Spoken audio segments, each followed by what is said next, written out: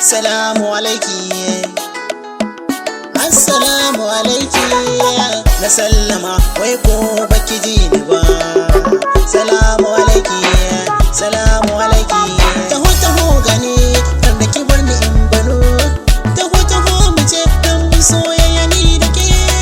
Ce ka kyale ni, ka kyale ni, dan Allah ka kyale ni, ka kyale ni. Ni ke nake yabo dan san kikin gana matu. Haka ki je da ni duk inda zaki je mu je.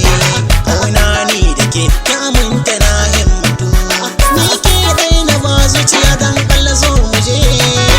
Ki zo mu je kauna na baki zahiri. Ki zo mu je kauna na baki zahiri.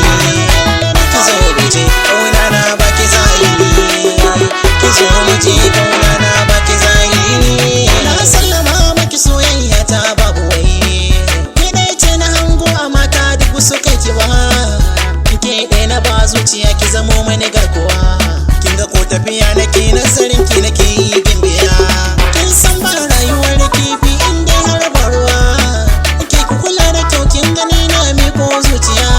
Wani sheki da kike tafiyar ki kama da ba indiya. Mai hasken hakora kamar an sa zinariya. Ki zo mu je kauna na baki zahiri. Ki zo mu je kauna na baki zahiri. Ki zo mu je kauna na baki zahiri. Ki zo mu je kauna na baki zahiri. Sama gimbiya mata ya duk su kake ba. Ko tafiya kike kamshi zai zaga ko'ina. Kin gani na bincika mata kyawu ba su kake ba.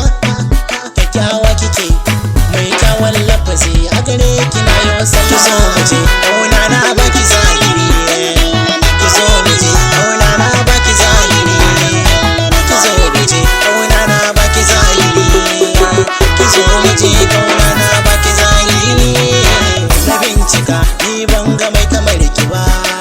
Bincike nake dan san wata mai kamar ki ba. Da ke nake kyakkyawar nan da ke nake. Da ke nake